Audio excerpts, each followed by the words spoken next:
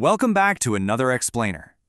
When we think about someone hacking a phone, our minds immediately go to, some intense movie scene, right? Lines of green code scrolling down a dark screen, some absolute genius typing away for months to crack a single device.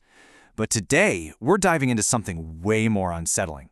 We're looking at how a hacker needs absolutely nothing more than your phone number to track your location, listen to your calls, and literally read your text messages. Yeah, it's a completely terrifying reality. And I want to be 100% clear right out of the gate. We are not talking about some nasty virus you accidentally downloaded. We're not talking about clicking a shady phishing link. Honestly, no one even has to physically touch your phone. All it takes is your digits and a hidden global network that, you've probably never even heard of.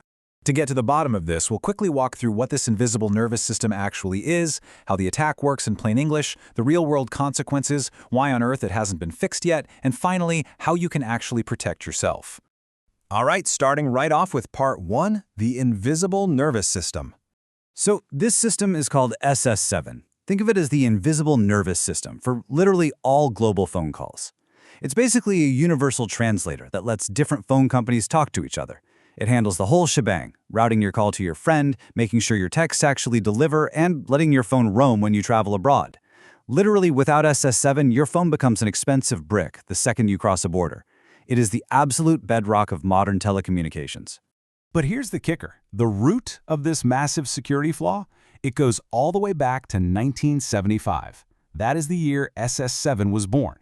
You kind of have to put yourself in that 1970s mindset for a second. The world's phone networks were essentially these completely disconnected islands.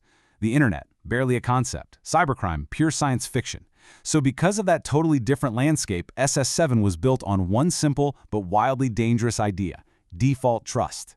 And back then, that default trust actually made sense. In the 70s, SS7 was a walled garden. It was an exclusive, private club where only a few massive, trusted, state-owned telecom companies were allowed inside.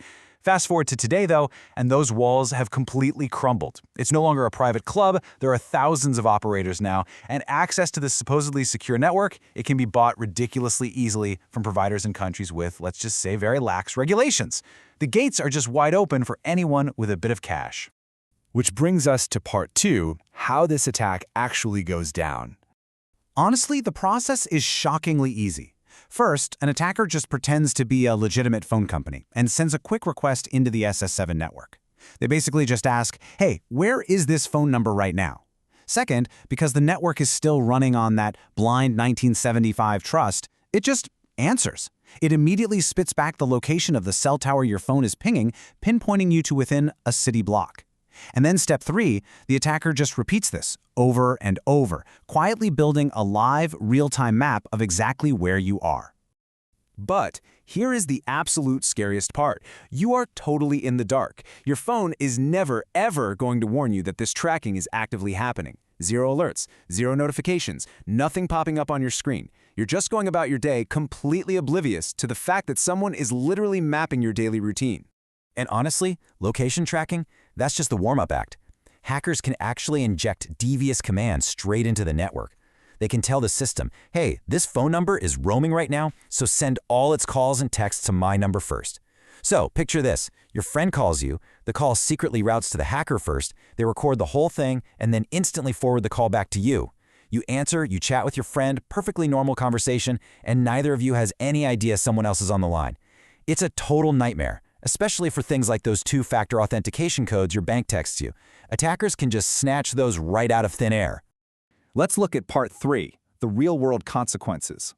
Because this isn't just theory, guys. This is happening right now. Back in 2014, a German security researcher named Carsten Knoll actually proved this by tracking and listening to a sitting US congressman, all the way from Berlin, just to show it could be done. Then, in 2017, it went from theory to straight-up crime. Hackers in Germany used these exact SS7 flaws to intercept those two-factor authentication texts we just talked about, and they literally drained people's bank accounts. Fast forward to 2021, and a US congressional report revealed that foreign governments were using these very same vulnerabilities to spy on American citizens right on US soil.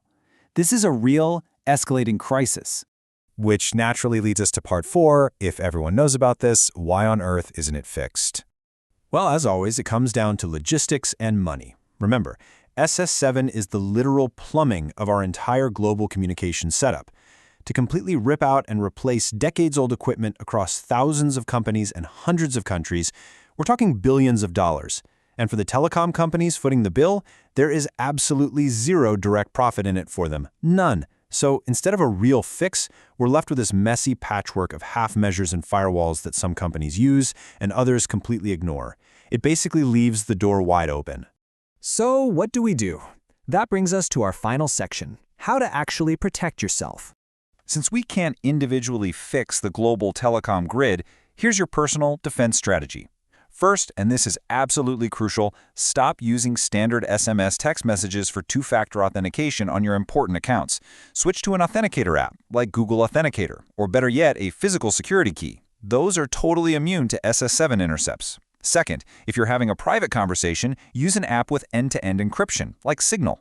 Because that data travels over the internet rather than the ancient SS7 phone network, it bypasses the flaw completely. And third, honestly, we just have to accept the reality that baseline, regular phone network privacy is fundamentally broken. When you really step back and look at it, SS7 isn't just some random technical bug. It's a huge crack in the very foundation of our digital lives. Our entire communication system is coasting on this old infrastructure that just blindly assumes everyone connected to it is a good guy. And man, that leaves us with one incredibly unsettling question. If the very foundation of our digital lives assumes everyone is good, what else are we blindly trusting right now? It's a pretty stark reminder to take ownership of your data, lock down your accounts, and always stay curious. Thanks so much for joining me for this explainer, and I'll catch you in the next one.